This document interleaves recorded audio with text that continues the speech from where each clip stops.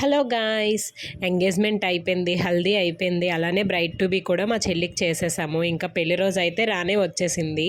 ఏంటి బిందులు పట్టుకొని ఎక్కడికి వెళ్ళిపోతున్నాం ఏంటి అని అనుకుంటున్నారా?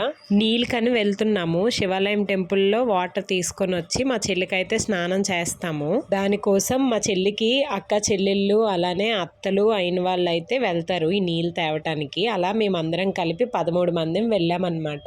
చెరువులో తెస్తారు. యాక్చువల్గా అయితే చెరువులు ఇప్పుడు అంతా క్లీన్గా ఉండట్లేదు, కొంచెం ర్యాషెస్గా వస్తున్నాయి అని చెప్పి మేము శివాలయం టెంపుల్లో అయితే ప్రిఫర్ చేసాము. మంచిది కదా అక్కడ వాటర్ కూడా.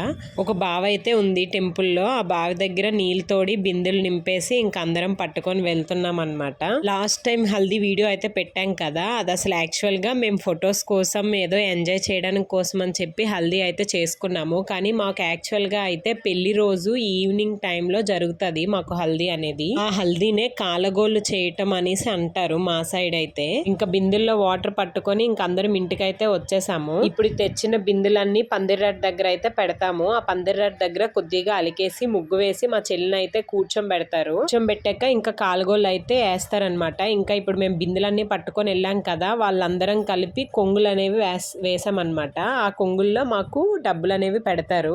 కాలుగోళ్ళు అయిపోయాక బాడీ అంతా పసుపు అనేది రాస్తారు. పసుపు రాసాక నీళ్ళతో దిగదుడిచేసి అది పందిర్రాటకు అనేవి ఆ నీళ్ళు 3 సార్లు పోస్తారు. పోసాక నెక్స్ట్ మా చెల్లికి అయితే స్నానం అనేది చేసేస్తారు. స్నానం అయిపోయాక ఇంకా మా చెల్లిని అయితే పెళ్లి కూతురులా రెడీ చేసేస్తాము. ఇంతేనండి, మా సైడ్ అయితే కాలుగోళ్ళు ఇలా జరుగుతుంది. మీ సైడ్ ఎలా జరుగుతుంది?